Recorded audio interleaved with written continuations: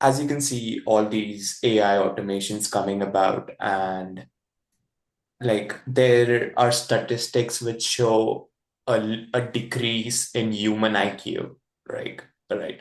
Like we were, these were just like presumptions before, but now that these statistics have shown, do you think that the future of AI will leave any room for human intellect?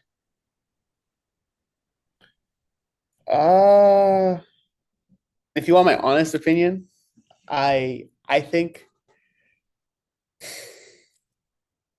I don't think LLMs are that impressive. I think they're very good at what they do. I think they're very good at regurgitating things. Um, but sheer problem solving,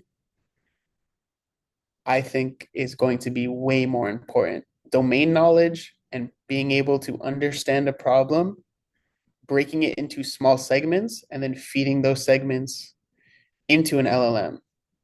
I think that's where human intellect will shine because I don't think these LLMs are going to be getting. Again, I could be wrong. Hey, listen, I could be completely wrong here. We're gonna have to wait to see until Gemini 3 comes out because that's really that'll really show the world if we've plateaued here or not. I think people relying like the over reliance on AI is terrible for people trying to learn, but I also think it could be an amazing tool to amplify one's time if they use it correctly.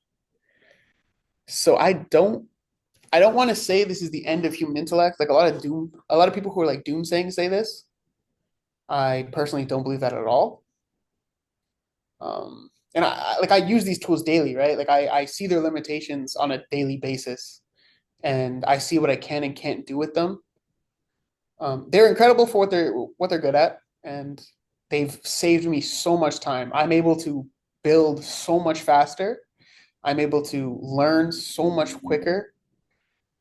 But I think human intellect is is still going to be very important, especially because humans can understand context way more in depth. Right. But now that you see things like reinforcement learning coming into the picture, where these LLMs are actually self-reflecting on their responses, and there's also something that's called as like target reasoning, Mhm. which where they basically explain how they got to a certain response. So, Mhm. with things like that coming into the picture, how do you think they'll ever reach a level where like the human interaction is not needed? Uh, again, I can be wrong. I don't want to say anything for certain, but until I see these types of things in real world scenarios, and until I see them in state of the art models, they are they are just buzzwords to me. Until I can see like a big company start backing this and giving me full understanding of why this architecture works better or why this training method works better, it just doesn't make sense to me to start doomsaying over something that's not even beating like a pre-trained LLM, right? Like there's a reason why these self-replicating language models aren't in state-of-the-art models yet, and because they're just not as good yet. Again, this could change. ML moves fast. I don't want to marry an idea, but at this very moment in time, I would say no. Right. So, as a person who is like who is such an integral part of like machine learning and vice versa, right? Hmm. Uh, how you have always got to keep like an open mind, and how what are some of the concepts that you have actually unlearned after getting into the industry um, from university? I know what the biggest misconception between university and the real world is? University will teach you how to work with clean data, right? University will teach you clean data, very specific parameters, very, it's like a little box, like you are in this tiny box. Okay. When I started working, you realize that data is so, like, data quality is awful. Like, real world data is messy. And you have to figure out a way to clean this. You have to figure out a way to um, maintain this. Like, you have to think about edge cases so much more because in my university courses, data is like pre-cleaned. It's done for me. Most of my job, like honestly, most of my job is making sure, like funneling this data here. It's ugly, it's messy. I have to normalize it. I have to make sure everything is set in stone before feeding it into my models, right? The actual modeling isn't that difficult. It's getting data, getting training data, cleaning that data, and then being able to move it back and forth.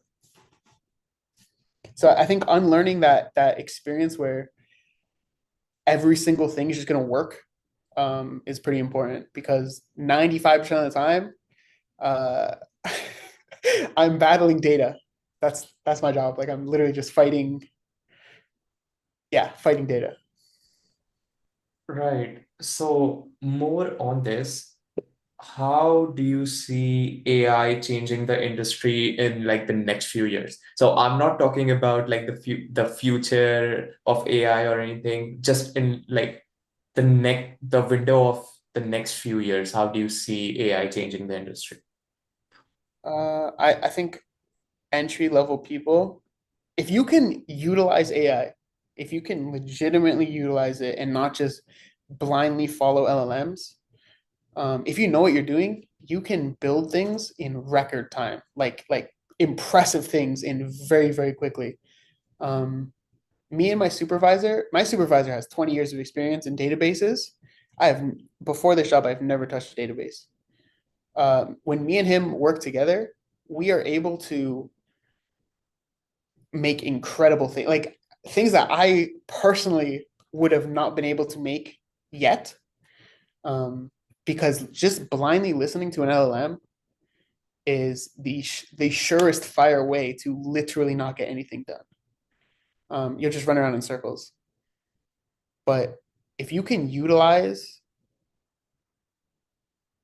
like actual legitimate software practices, you can build. I think LLMs are going to be making junior engineers, like really good junior engineers, skyrocket through careers. Personally, that's how I see things going. So my next few questions are actually about your experience. So you have worked as both an instructor and a AI developer. Mhm. How did teaching Python shape the way you think about machine learning projects? Um, I think okay, being an instructor was, in my opinion, one of the most important jobs I could have gotten. Uh, just for the skill of communication. I was able to not go crazy in depth, but I was able to teach a lot of children like ages like 10 to 15, like barely high school. I was able to teach children how to code, build their own projects. We used to build their own games. And I was trying to explain to them a lot of pretty advanced concepts, but I was trying to break it down in simple terms. Um, Now in the workplace, I am able to take these very complex terms and very complex ideas because machine learning is very abstract. It's a very abstract way of thinking, and I'm able to break these down and tell my manager. My manager has never worked with an AI model in his life, right? Like my direct supervisors never touched an AI model. So when we talk, Um, I'm able to explain it to him, and we go back and forth. I draw a few pictures, yada yada, and we both come out of that with a better understanding of what we are using to solve this problem. And I think this is incredibly important because not only do I have to explain it to him, right? And he's a very technical person. Like he's been coding, he's been a developer, he's done all these things, he's built projects. Um, so now I have to take this idea of what I did, and then I also have to explain it to my C-level suits, right? I have to go out and explain it to someone who's never coded. I have to go out and explain it to someone who yeah, who's never touched line of code, right? And I think that communication is incredibly important. And I genuinely believe that being an instructor was a very crucial part of what I was able to accomplish here. Yeah, it definitely provides like a different perspective for AI developers. And I have had the opportunity to talk to AI developers who have been instructors and like tutors before. And I always ask them this one question, which is how do you explain technical concepts to non-technical audience? Mhm. Um, so you would have to take things down to a level. First and foremost, you have to remove all technical jargon, right? You have to remove every single piece of technical jargon. For example, when I'm talking about like models, when you talk about AI, anybody on like a back end person would just be like, oh yeah, you're talking about models. You're talking about this model, this model, this model. Cool, cool, cool. I need an NLP model. I need a computer vision model. Okay, no non-technical person cares about any of that, right? They don't care. What I can do is be like, oh yeah, I'm utilizing AI. It can do this. It can look at these texts and it can understand the context behind these texts. Okay, solid. This AI can also look at this picture. It can understand the context behind the picture and flag it for X, Y, or Z reason. Because again, they don't care. Like non-technical people, realistically, they don't care about the technicalities of everything, right? Um, like real, I could explain linear regression to for hours, but like no one's gonna care. All they care about is does the point fall between this line? Yes. Okay. All right. Solid. Why does it fall between that line? So that's very important as well. Right. So, as you said, you have instructed a student range from like children to like high school students. Mhm. So, what are some of the things that you have seen them have now that you didn't have when you were learning about AI and just like technical stuff in general? And how do you think that has improved the quality of learning today? Mhm. Uh, well, the obvious elephant in the room, LLMs. If you ask an LLM to explain things in very simple terms, it is incredible. Like I'm able to ask an LLM, be like, hey, like, what does this mean? Could you break this down as like basic as you can? And it will, and then I'll understand it, and then I can use that to further my learning. But when I was an instructor, I was very big on building projects. I was super, super big on building projects. I've used websites like Scratch, Replit, and pretty much depending on a child's skill level, because not all of them are at the same skill level. I let them pick and choose what they want to do, right? Like I'm completely open to it. And this was more of like a just like a build your own what you want because I feel like a lot of people, if you tell them what to build, they're really not going to care and not going to put too much passion into it. But I've seen some incredible projects from like some 13-year-olds. I have seen amazing things. I can't use Scratch personally. Like I don't know how to program in Scratch, and hey, that's on me. But I've seen children build entire games with checkpoint systems, entire games with like um, full on like boss mechanics and stuff, and it is so impressive to watch. And I did not have that growing up, right? Like my entry point to coding in general was I built like very basic Minecraft mods. But if I had like a platform to build my own games, right? Like I used to play games as a kid all the time. I feel like I probably would have progressed a lot further and way faster, right?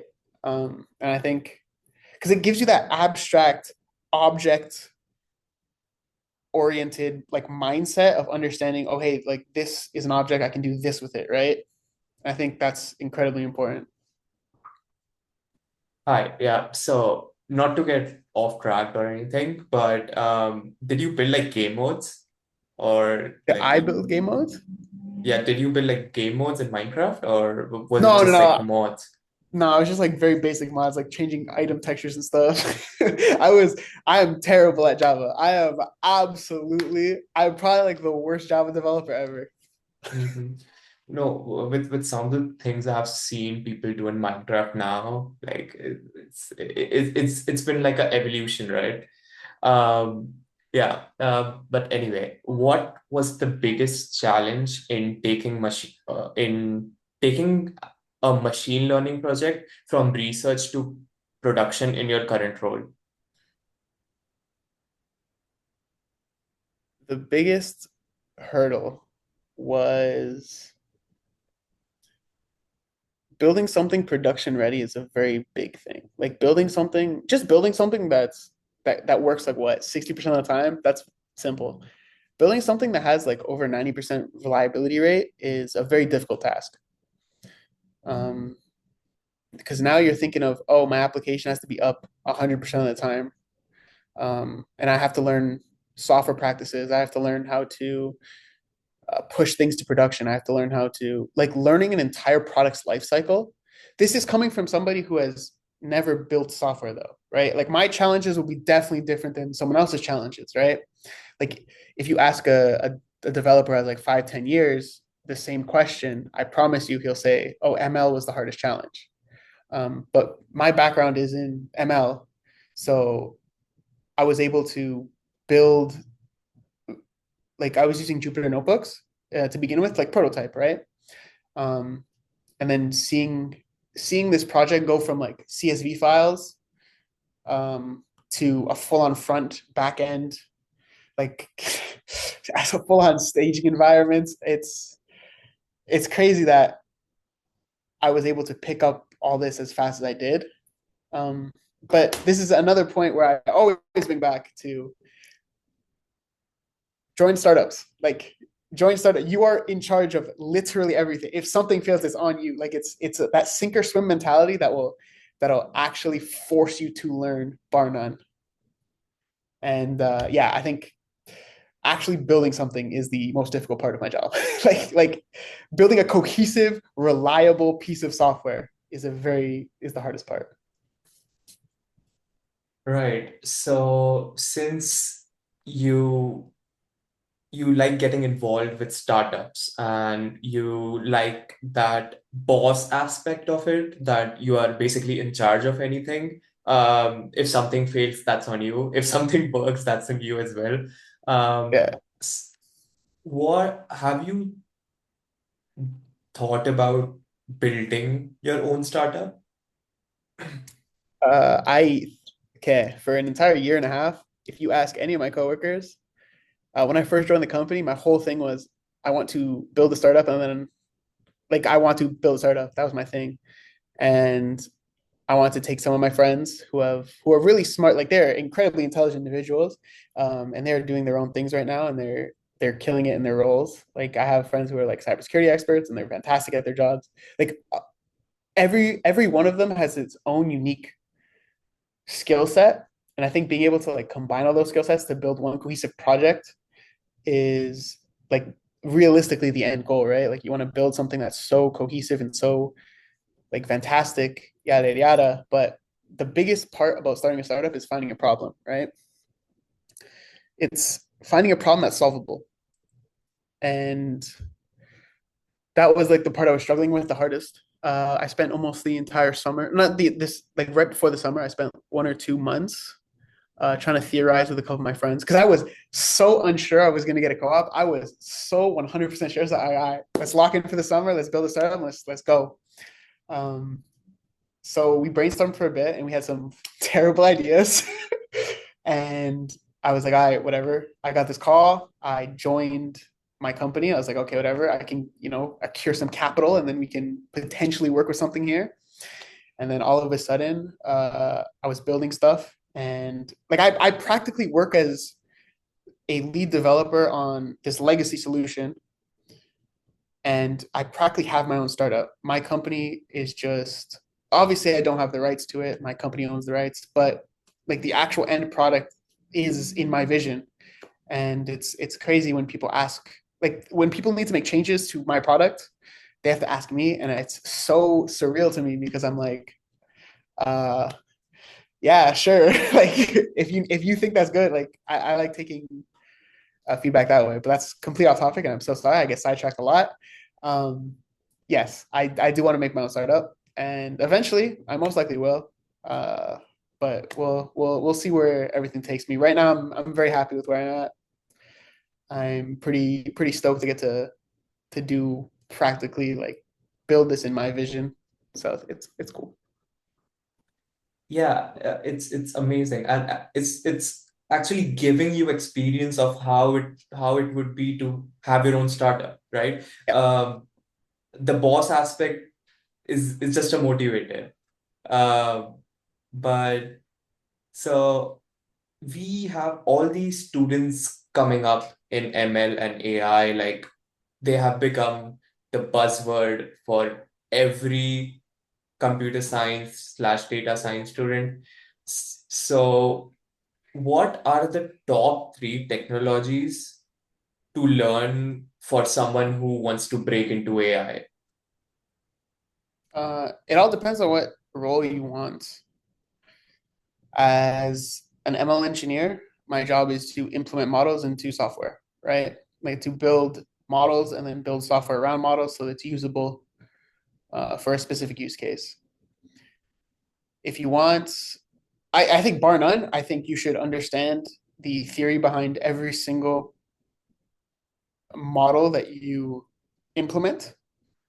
I think it's very important to understand why your model works and how it works, even like a basic understanding. A lot of people skip over the theory part and don't understand 95% of 99% of models are literally just linear algebra and probability. Um, Understanding that is super, super important. But if you want to be like a viable candidate, I think any transformer architecture is important.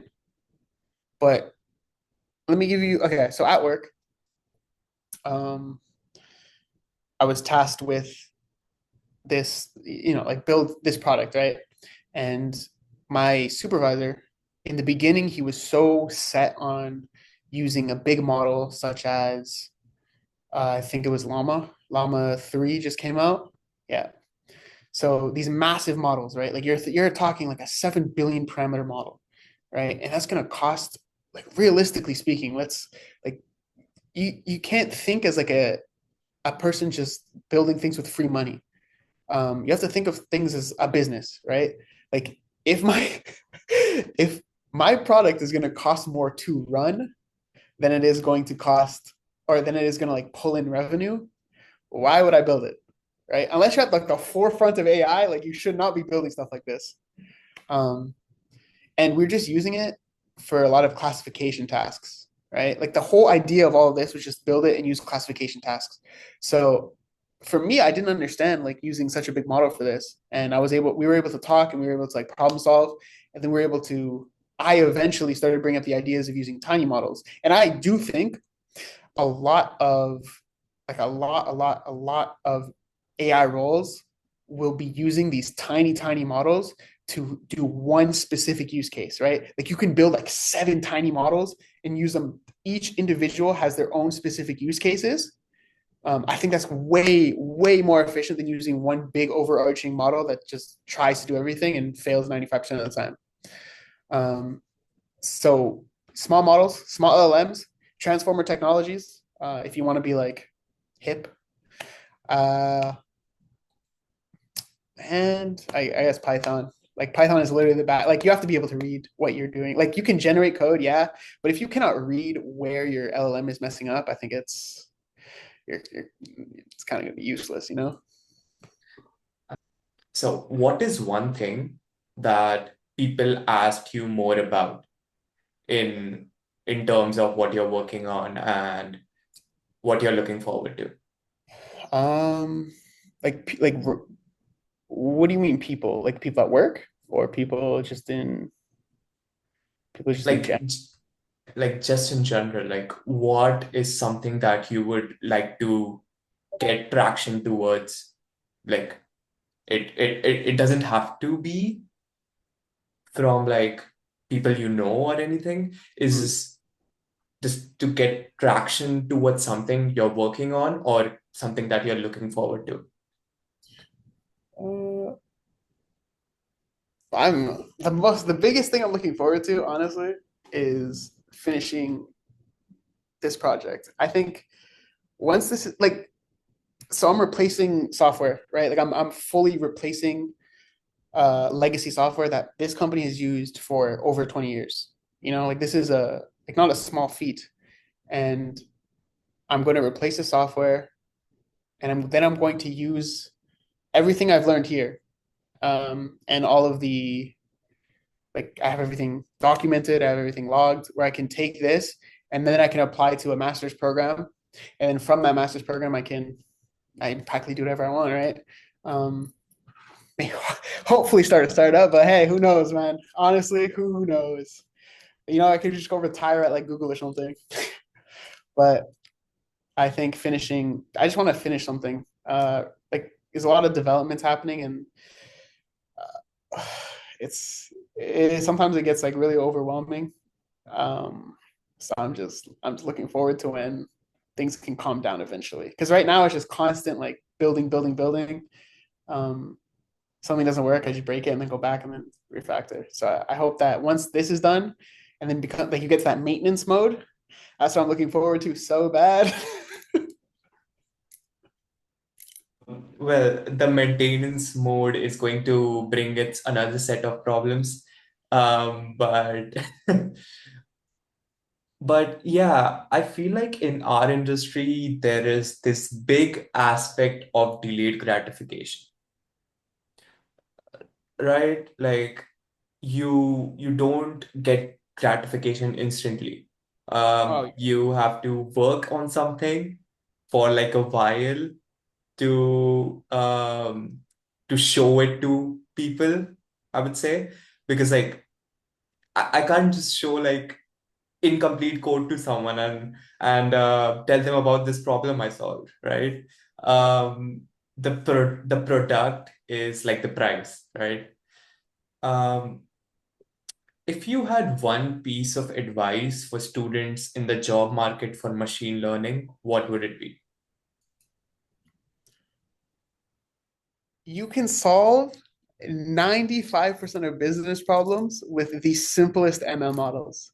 You don't have to do anything like crazy. Like you actually don't have to implement RAG solutions. Like there's such a big thing where people are like, "Oh, RAG agentic AI. Okay, that's cool, but you can solve this way more efficiently not doing that, you know? Like it's stop getting caught up in the hype and just like even there's if you're working with specifically numerical data, why would you use a transformer model, for example? Like why I don't understand.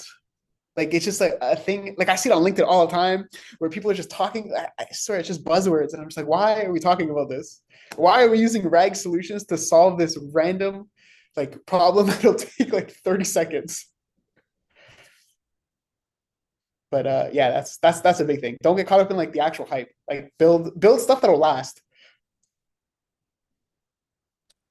Got it. So just my last question here for today. What is the best piece of advice you have ever heard or received? All right. So the best piece of advice I've ever gotten was from my current supervisor, and it'll probably follow me for the rest of my life. And I said it at the career panel where it is just fail as fast as possible. Like fail as many times and as fast as possible as you physically can. Um, just the amount the amount of time that it took me to build this prototype, I swear I built like 4 or 5 of them, and I just kept failing and just rewrite after rewrite. And my supervisor says the same thing. It's like the fastest way to learn something is to fail 1,000 times. Like just fail as many times as you physically can, because eventually it's gonna hit. And then all of a sudden, from all these failures, I've learned like little pieces from every single failure. And then all of a sudden, my end product has all these fragmented pieces of every single failure before that. All right, that was so much to take in. Like this Yeah. entire episode was just like pure experience and a lot of determination. Yeah, I was very big on I'm a very dead set individual on wanting to complete certain things. Uh and like at the end of the day, it's it's just showing up, honestly. Like just like even if I don't want to do it, I just force myself to do it. Like I'm just like, okay, I have to do this. Right. And I think that mentality will get you way farther than somebody who doesn't want to do it and won't do it. Right. Absolutely. Yeah, so thank you so much for doing this once again. Like, thank you for giving us advice on your journey. Thank you. That's what I'm trying to say. Thank you. And I just cannot wait to see the amazing things you accomplish. I'm hoping to do some really cool shit. Yeah. I do want to make it very apparent that like I have friends in industry. Like one of my neighbors is a computer engineer. Um, like this is something that goes back to utilizing all your available options, right? Like he practically guided me through like I'm able to talk to him, right? Like we chat every night or every couple of days where we go to the gym together, and I just shoot the shit with him, right? And we start talking, and I'm explaining what I'm trying to do, and he's been in industry for 5 years now, 6 years now, and he's able to spot what like mistakes I'm currently making in my own career. So like this is an example of just not an unfair advantage, but I have someone who's experienced all this before, and I'm able to talk with them and they're able to like guide me to what exactly I need to do. And I think I'm just like kind of repaying the favor because like I'm living proof that this is possible. Like I'm full on living proof that hey, like this can be done. Like this is a possibility that like it can happen to legitimately anybody. And I was gonna say something and I completely forgot my train of thought, which sucks. Um, but yeah, that's it. It's All again just right. showing up is 95% of the battle, and you know. Thank you. All right.